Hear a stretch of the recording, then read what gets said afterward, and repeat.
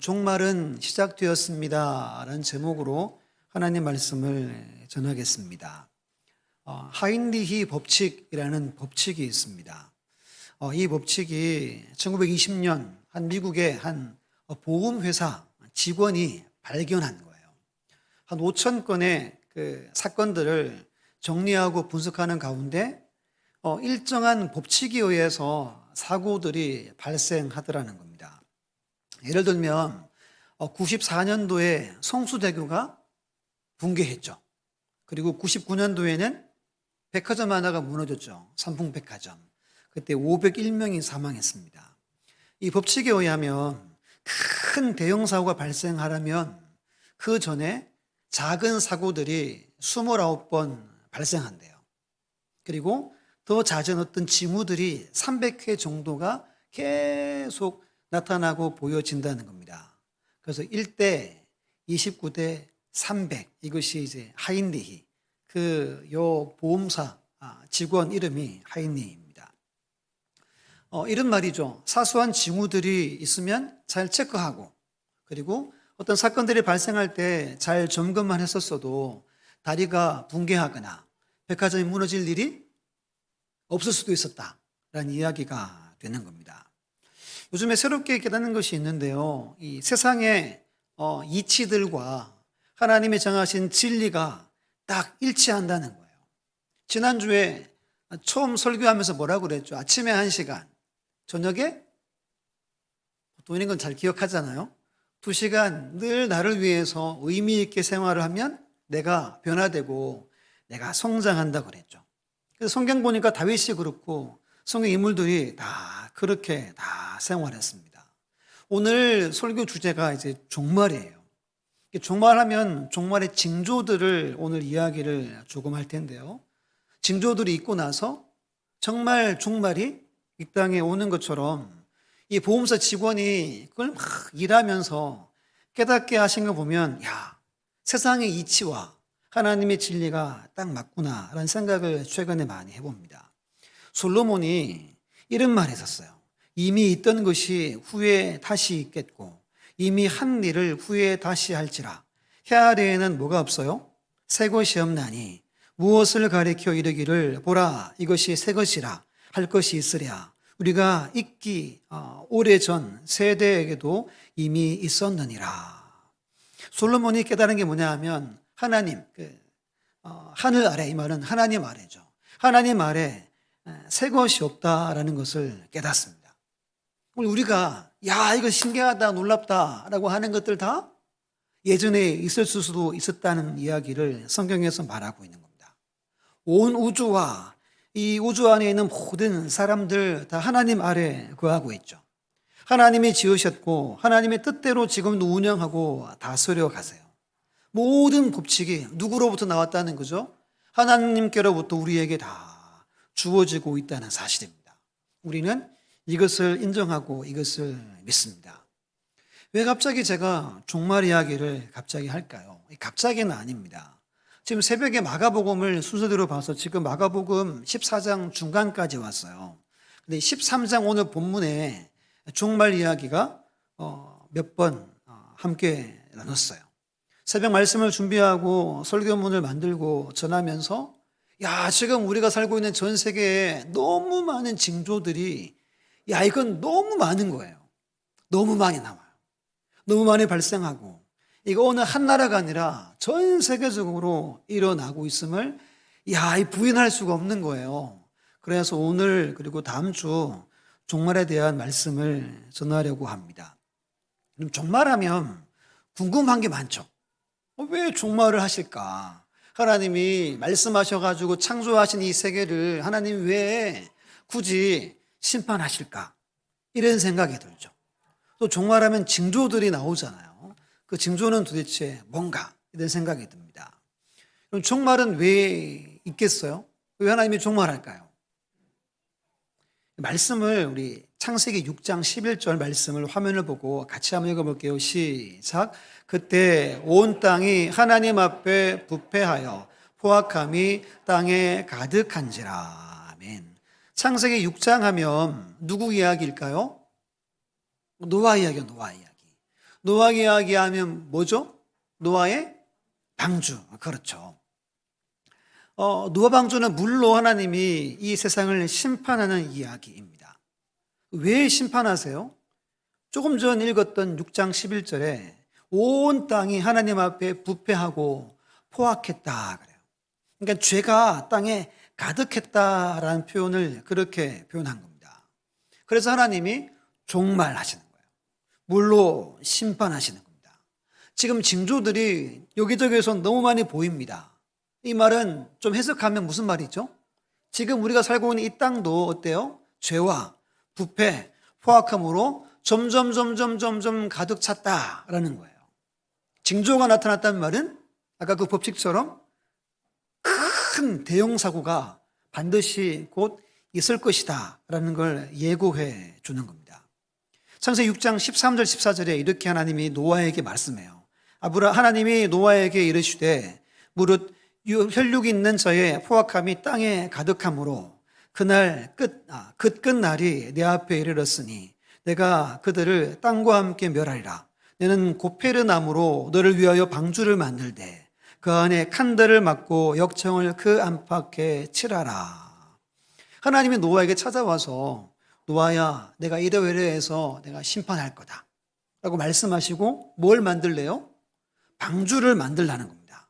하나부터 열까지 하나님이 다 계획하시고 설계하시고 다 알려주세요. 노아는 그냥 하나님이 하신 말씀대로 하나하나 순종해서 120년 동안 방주를 건조해냅니다. 다 건조하자 때가 되어 물이 쏟아지죠. 노아 시대에 종말이 첫 번째 임한 겁니다. 여러분 왜 하나님이 노아에게 말씀하실까요? 이것은 오늘 우리에게 보이는 징조와도 같은 겁니다. 하나님이 노아에게 찾아와서 노아야 이러이러한 일이 있을 거야. 너 준비해야 돼. 너 배를 만들어야 돼. 내가 보여줄 테니 그대로 만들어야 돼. 라고 하시는 것이 오늘로 말하면 징조들이라는 거예요. 그럼 징조들이 왜 나타납니까? 누구를 위해 나타나는 거죠? 나를 위해 나타나는 거예요.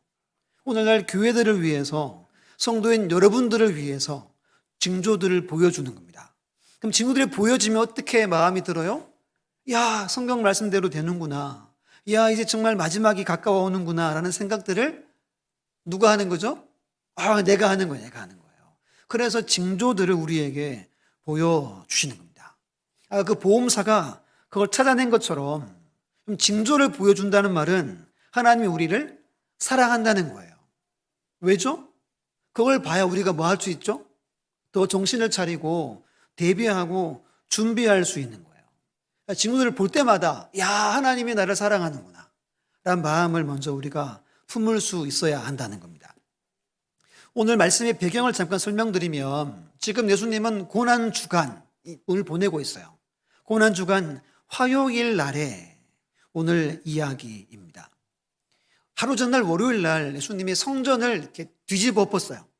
성전을 이렇게 깨끗하게 하신 이야기 알죠? 장사하는 사람들, 세금 바꾸는 사람들을 다 쫓아내고 완전 책상 의자를 다 뒤집어 엎었어요. 그리고 그 다음날 아침 일찍 성전으로 올라가십니다. 하루 종일 뭐 했냐 하면 성전에서 논쟁을 했어요. 유대인들이 찾아와서 그럽니다. 당신 어제 왜 무슨 권위로 성전을 뒤집었냐? 그 권위 문제, 그리고 가이사의 것은 가이사에게, 하나님의 것은 누구에게? 하나님에게. 이 세금 내는 문제, 그리고 부활에 대한 문제에 대해서 논쟁을 하루 종일 하세요. 그들이 예수님을 못 이겼어요. 예수님이 대답 잘함을 보고 한 서기관이 묻습니다. 예수님, 그러면 모든 계명 중에 첫 번째는 뭡니까? 예수님이 뭐라고 대답하셨어요? 하나님을 사랑하고 이웃을 사랑하는 것이다 라고 말씀을 하고 오늘 본문 1절 보면 성전에서 나가신다라고 말합니다. 나가는데 제자 한 명이 질문하는 거예요. 성전을 보면서 예수님 보세요. 이 성전이 너무너무 훌륭하고 아름답지 않습니까? 저 돌 보세요. 와, 돌 하나가 저렇게 커요. 건물이 커요. 이렇게 1절에 질문합니다. 2절에 예수님이 뭐라고 대답하시죠? 이 성전이 다 무너질 거다 라고 하는 이야기가 1절, 2절입니다. 당시 성전은 헤롯 성전이었어요. 헤롯이 유대인들의 마음을 얻기 위해서 80년 동안 성전을 짓습니다. 지붕을 금으로 씌웠어요. 모든 벽을 디리석으로 다 덮었어요. 그러니까 햇빛이 비치면 야, 정말 이 신묘막측하게 보였던 거예요. 그 당시 문헌들을 보면 정말 아름다웠대요. 세상의 아름다움을 이 성전만 못하다라고 이야기할 만큼 아름다웠습니다. 근데 오늘 1절에 예수님이 나가시는데 이 나가신단 말은 해석하면 예수님께서 성전을 버리셨다라는 뜻을 갖습니다. 안은 썩었어요. 겉은 화려한데 안은 부패하고 죄가 관영하고 강도의 소굴이었어요. 나가신단 말은 버리고 다시는 내가 찾지 않겠다. 그리고 곧 무너질 것이다 라고 말씀하신 겁니다. 그리고 오늘 저희들이 묻죠. 그러면 언제 이것이 이루어지겠습니까? 하시자 종말의 징조에 대해서 쭉 말씀하신 이야기가 13장의 이야기입니다. 근데 오늘 우리도 여러분 이 세상을 바라볼 때 이미 많이 부패하고 죄가 관영하죠. 근데 그 모습을 보고 어때요? 여러분들 보기에 화려하고 얼마나 좋아 보여요. 누리고 즐길 것이 많아요, 적어요? 옛날에 비하면 너무너무 많아요. 뭐만 있으면, 이것만 있으면 내 마음대로 다 할 수 있어요. 누가 뭐라 하지 않는 세상입니다. 마음껏 내 마음대로 즐길 수 있는 세상이 지금이에요, 지금. 근데 이 세상 가만히 보면 완전히 썩어 있고 완전히 부패한 상태입니다. 지금 주님이 재림하셔도 될 만한 때에 우리가 살고 있는 거예요. 이때 오늘 우리에게 종말의 징조에 대해서 말씀해 주시는 겁니다. 징조는 크게 세 가지로 나눌 수 있어요. 첫 번째 징조는 사람의 미혹입니다. 5절, 6절, 21절, 22절에 기록하는데요. 제가 5절, 6절 읽어볼게요. 예수께서 이르시되 너희가 사람의 미혹을 받지 않도록 주의하라.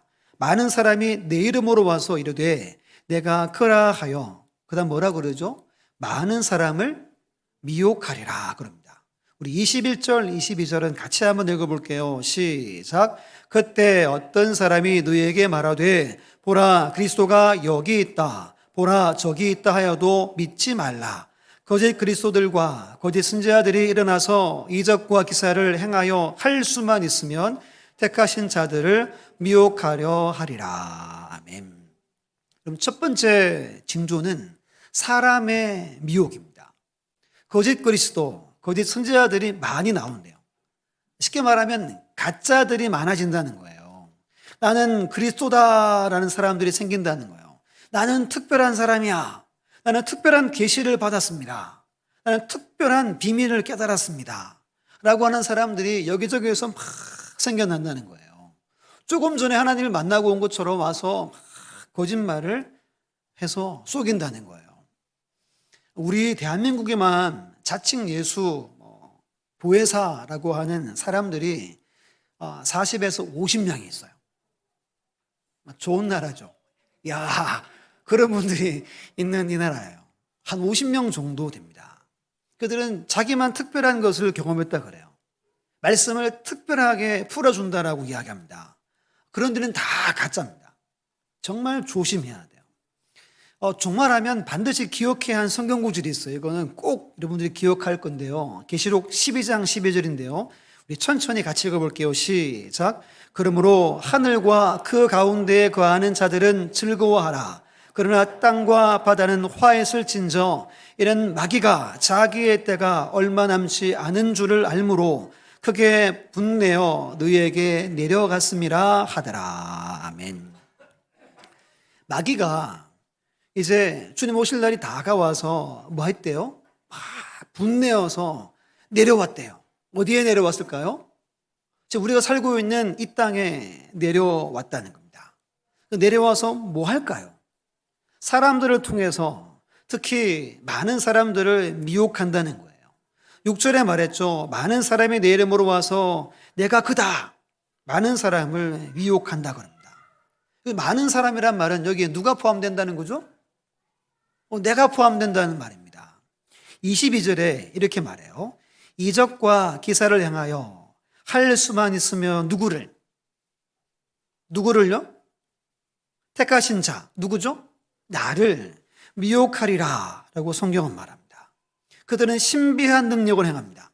초자연적인 기적을 일으켜요. 누가요? 이 땅에 온 마귀가, 사단이 그들에게 권세와 능력을 주는 거예요. 여기저기서 놀라운 일들이 계속 많아질 겁니다. 그때 그들을 따르지 말라라는 것이 오늘 첫 번째 징조를 주시는 이유입니다. 한 성교 잡지에 이런 글이 예전에 실렸었어요. 사탄에게도 유일한 독이 있는데 타의 추종을 부러워하는 성실함입니다. 그는 교회가 세상에 순응하는 거인, 구원의 힘을 상실한 상처받은 거인, 선지자적 메시지를 잃어버린 침묵하는 거인이 되도록 오늘도 24시 쉬지 않고 일하고 있습니다. 라는 글이 예전에 실렸습니다. 오늘 종말의 징조 첫 번째가 악한 사단이 이 땅 가운데 내려와서 사람들을 통해서 교회와 성도가 세상과 타협하고 영적인 힘을 상실해버린 채 무기력하게 살아가도록 계속해서 틈탄다는 거예요. 마귀는 성실하대요. 24시 쉬지 않고 여러분들에게 지금 접근하고 있는 겁니다. 요즘에 저녁에 드라마 중에 저희 애들이 아주 좋아하는 드라마가 하나 있어요. 이상한 변호사? 많이 보시네요. 진짜 핫한 것 같아요. 우리 애들이 주인공이 자폐를 앓잖아요. 나오면 막 자기보다 훨씬 언니인데 귀여워 이렇게 하면서 이제 막 소리 지르면서 막 봐요. 그 드라마에 그 변호사 중에 아주 중요한 위치에 있는 우리 딸들이 잘생겼다고 하는데 그 변호사 이름이 뭔지 아세요? 이름이 정명석이에요. 정명석 하면 누가 떠오르죠?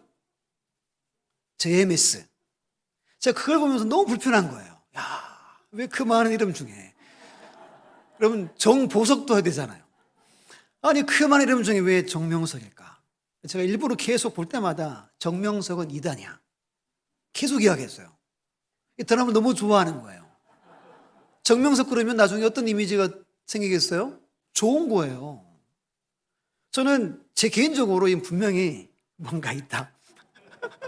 이런 생각으로 이 드라마를 같이 봐요. 참 좋은 내용이에요. 좋은 내용. 근데 제 마음은 편치 않은 거예요. 왜 JMS? 왜 저럴까? 하나님은 세월호 때 어떤 이단을 드러냈죠? 구원파를 만방에 드러나게 하셨죠. 이번 코로나 때는 어떤 이단을? 신천지를 드러나게 하셨어요. 제 생각으로 다음에 또 어떻게 하나님이 누구를 드러낼까? 이런 기대감이 저는 있어요. 이 이단 이외에도 요즘에 가장 핫한 이단이 하나님의 교회입니다. 젊은 아줌마들이 그렇게 많아요. 왜 그게 빠질까요? 어머니 하나님이라고 하는데 빠진다는 겁니다. 오늘도 이단들이 여러분들을 노려요. 저를 노리고 교회를 미혹합니다.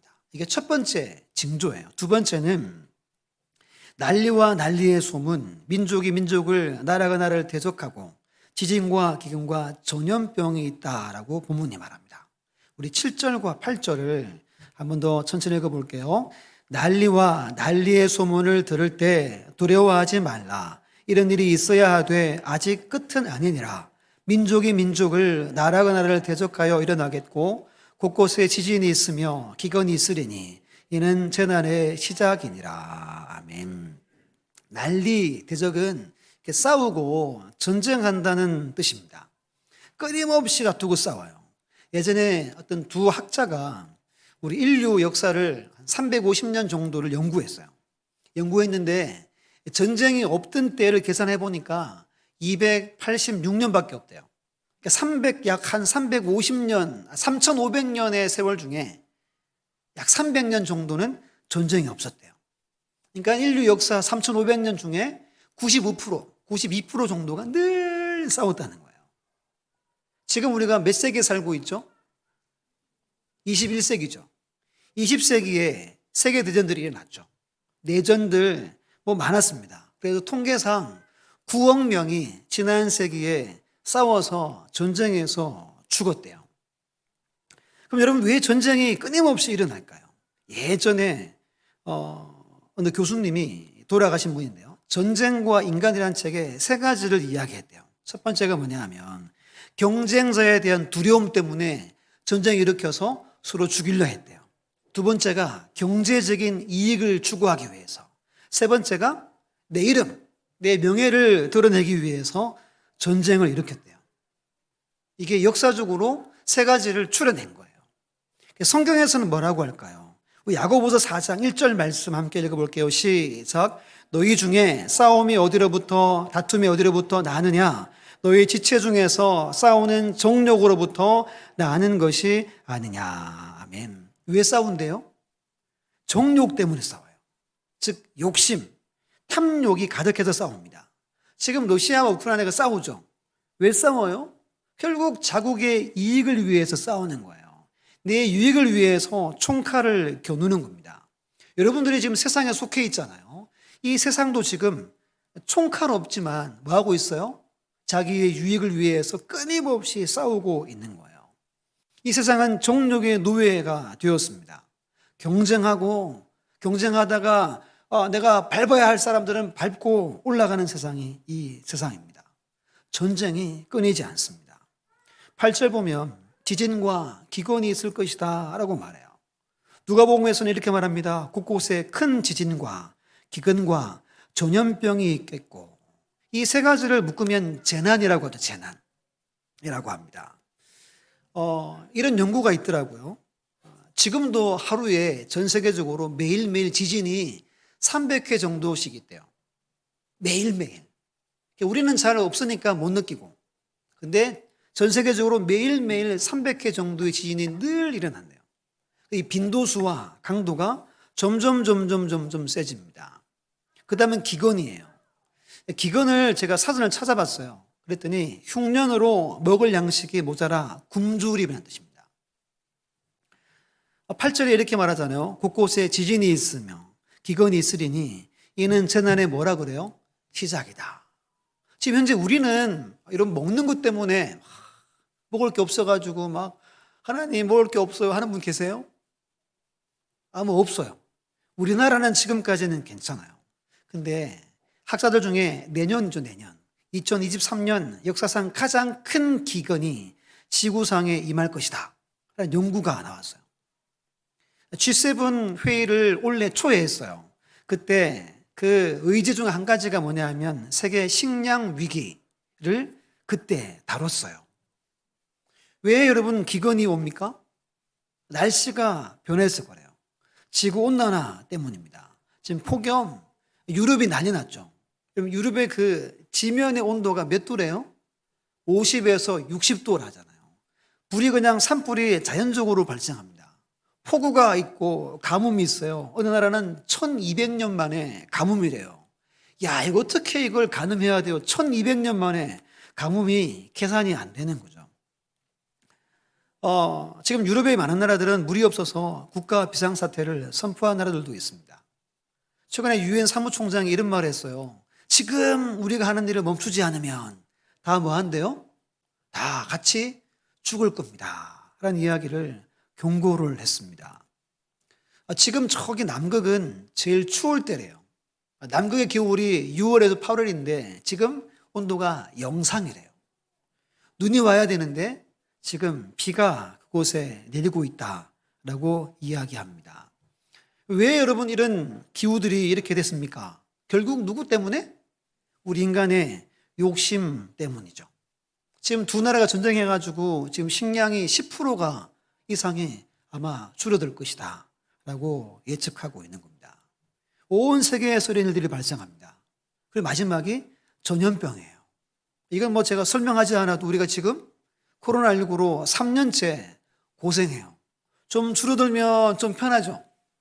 저희도 마음껏 밥 먹다가 좀 올라가서 제가 듣기로 이제 컵라면을 중지했다고.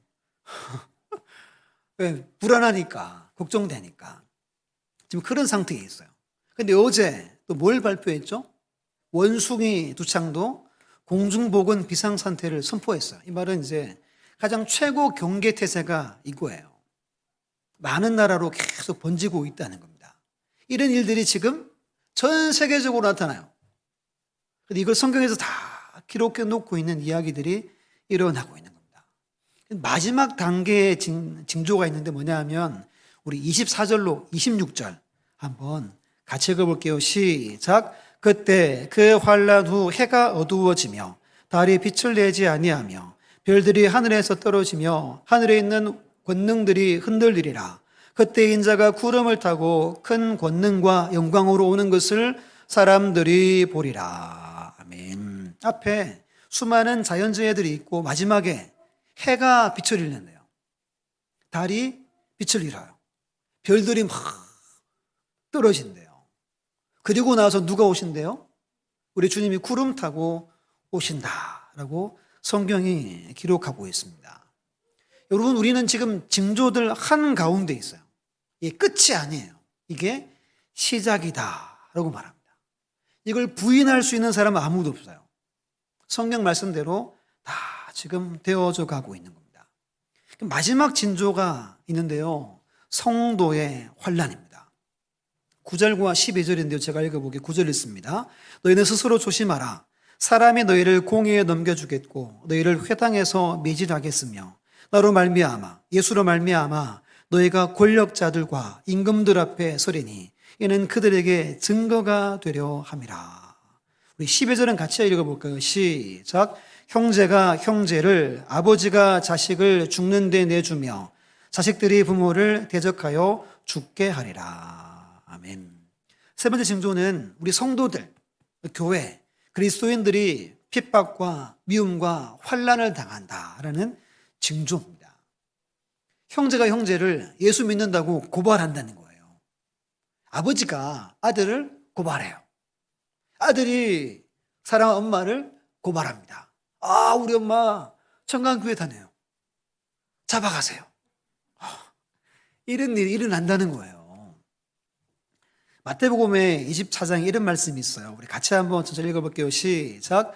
그때 사람들이 너희를 환난에 넘겨주겠으며 너희를 죽이리니 너희가 내 이름 때문에 모든 민족에게 미움을 받으리라.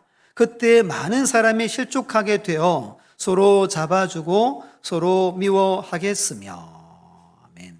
누구 때문에? 예수님 이름 때문에 모든 민족이 여러분들을 미워할 거예요. 이게 징조 중에 마지막입니다. 반드시 어려움이 온다는 거예요. 누구 때문에?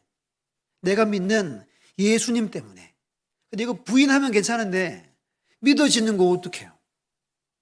믿는다 그러면 환난을 당하게 될 것이다. 점점 심화될 것이다 라고 성경은 말하고 있습니다. 그 이유를 마태복음에서 이렇게 말해요. 불법이 성함으로 많은 사람의 뭐가 식었대요? 사랑이 식으리라 말씀합니다. 사랑이 식어서 법이 있지만 그걸 다 무시하고 죽은 양심 가지고 살아가요. 지금 뉴스 한번 보세요. 어떻게 살아가죠? 마치 정말 이렇게 살아가죠. 야, 어떻게 저렇게 자기 자녀들한테, 자기 부모한테 저렇게 할 수 있을까? 근데 이런 일들이 지금 일어나고 있는 겁니다. 크게 세 가지로 징조는 성경에서 말합니다. 이것들이 지금 넘쳐나고 있어요. 이걸 부인할 수 없어요. 야, 이거 아니야.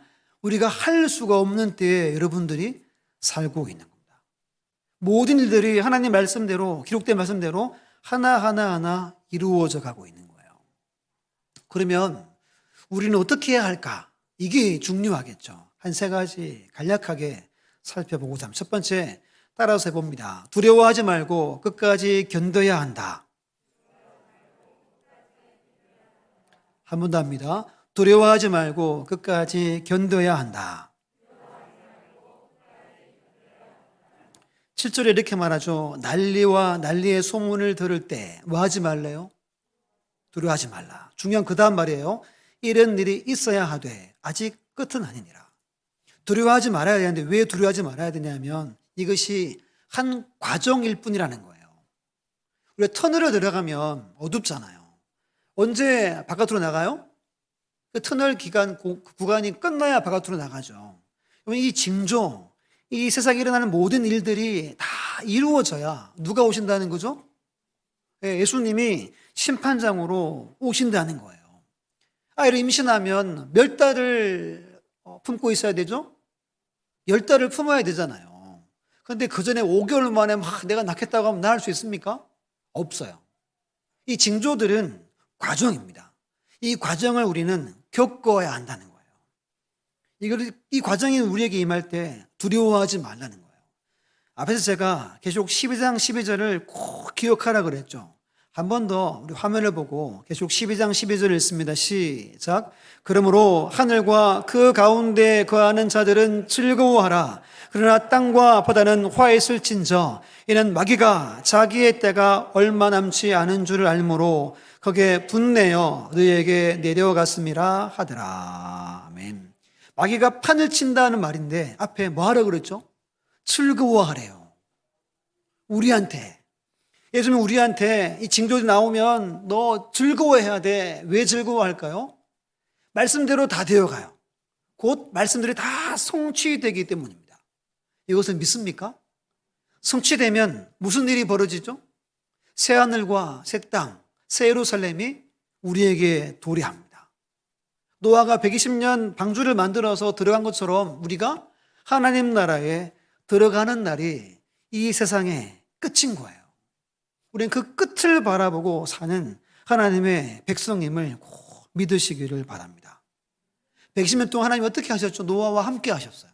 그를 도와주고 모든 걸 간섭하신 것처럼 오늘 우리가 마지막 주님 오시는 그날까지 노아에게 행하신 것처럼 우리에게도 동일하게 하신다는 거예요.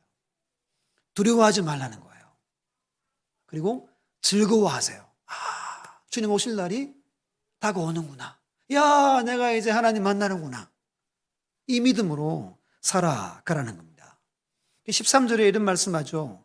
또 너희가 내 이름으로 말미암아 모든 사람에게 미움을 받을 것이나 끝까지 견디는 자는 구원을 받으리라. 마지막 표현이 뭐죠? 끝까지 견뎌라 이 말이에요. 이게 쉽다는 거예요? 어렵다는 거예요? 아주 어렵다는 거예요. 견딘단 말을 바꾸면 인내하라는 말이잖아요. 인내해야 여러분들이 구원을 얻는데요.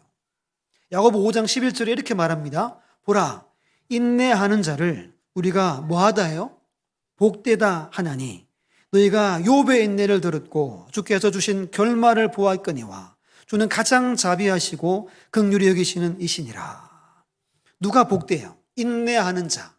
욥이 어떻게 인내하는지 우리가 잘 알죠? 그 인내가 필요하대요. 이 마지막 때.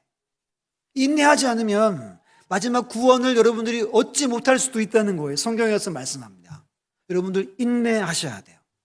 다니엘 12장 13절 말씀 같이 읽어볼게요. 시작. 너는 가서 마지막을 기다리라. 이는 내가 평안히 쉬다가 끝날에는 내 몫을 누릴 것임이라. 아멘. 마지막을 뭐 하래요? 기다리래요. 그래야 마지막에 편히 쉬고 내 몫이 뭘까요? 하나님이 예비하신 상급들을 내가 누리는 날이 곧 온다는 겁니다. 혹시 지금 세상에 돌아가는 일 때문에 막 염려되고 야 우리 애들 어떡하나 걱정되십니까? 두려워하지 말라고 말씀합니다. 즐거워하래요. 즐거워하셔야 돼요. 걱정할 거 없어요. 부모가 걱정한다고 하나님이 우리 아이들이 어떻게 되는 게 아니죠. 하나님은 반드시 너와 함께 하신 것처럼 마지막을 사랑하는 여러분들과 함께해요. 자녀들을 지켜 보호해 주시는 거예요. 우리는 끝까지 인내함으로 즐거움으로 기다리는 겁니다. 이게 우리 첫 번째 해야 할 일. 두 번째는 따라합니다. 복음으로 무장해야 한다. 한 번 더 합니다. 복음으로 무장해야 한다. 9절 10절에 이렇게 말합니다. 너희는 스스로 조심하라. 사람이 너희를 공회에 넘겨주겠고 너희를 회당에서 매질하겠으며 너로 말미암아 너희가 권력자들과 임금들 앞에 서리니 이는 그들에게 증거가 되려 함이라. 또 복음이 먼저 만국에 전파되어야 할 것이니라. 9절 끝에 이런 표현 나오죠. 이는 그들에게 증거가 되려 함이라. 이걸 좀 해석해서 말하면 복음을 증거할 기회로 삼아라 라는 뜻입니다. 끌려갔어요. 예수 믿는 것 때문에. 너 예수 믿지? 부인할 수 없으니까 여러분들이 예수 믿어 한단 말이에요. 그럼 끌려가요. 끌려가서 예수님을 전해라. 이 이야기가 9절, 10절입니다. 예를 성경에 찾아보면 사도행전에 베드로가 나오죠. 그리고 성령에 충만해서 복음을 전하잖아요. 공회에 여러 차례 끌려가죠. 가서 어떻게 합니까? 가만히 있지 않죠. 담대히 복음을 선포합니다. 그랬더니 놀라잖아요. 야, 저 사람 배우지 못한 사람인데 어떻게 저렇게 말을 잘할까? 놀라죠. 바울이 인생 마지막에 로마로 가잖아요. 가기 전에 벨리스 총독과 아그리빠 왕에게 자기의 간증 형식으로 복음을 전합니다. 복음을 쭉 전했죠. 그 왕이 이런 말 했잖아요. 네가 적은 말로 나를 권하여 그리스도인이 되게 하려 하는도다. 그랬어요. 이렇게 하라는 거예요. 어떻게 이렇게 할 수 있어요? 예를 들어 여러분들이 잡혀갔어요. 가서 주 예수를 믿으십시오. 주님은 곧 오십니다. 이걸 하라는 겁니다. 이걸 하려면 어떻게 해야 될까요? 곰곰이 생각을 많이 했어요.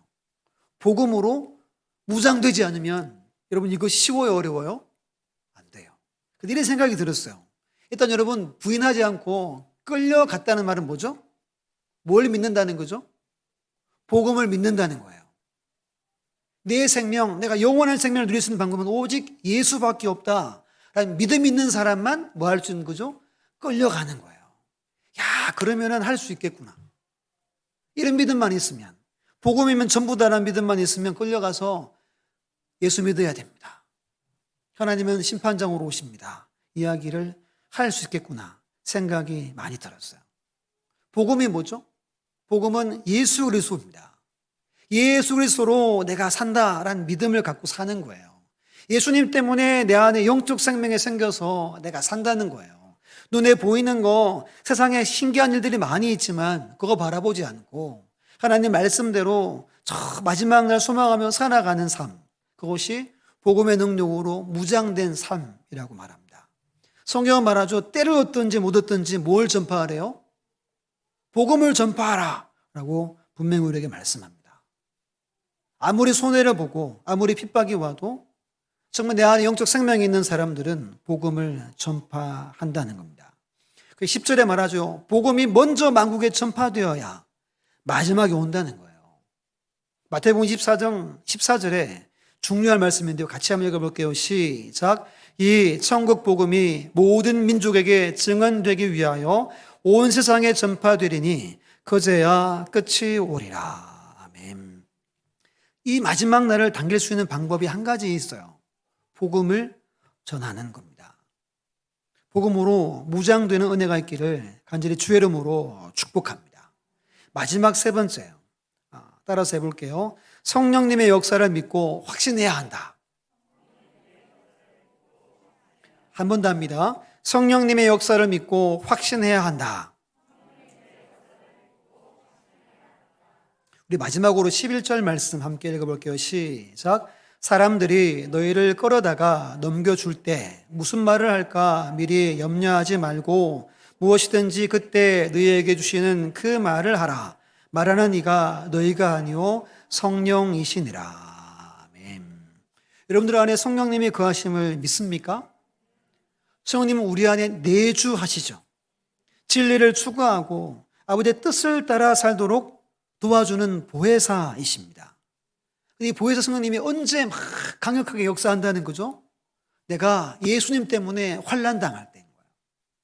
내가 욕먹고 잡혀가고 막 험한 꼴 당할 때 성령이 내 안에서 강력하게 역사한다는 거예요.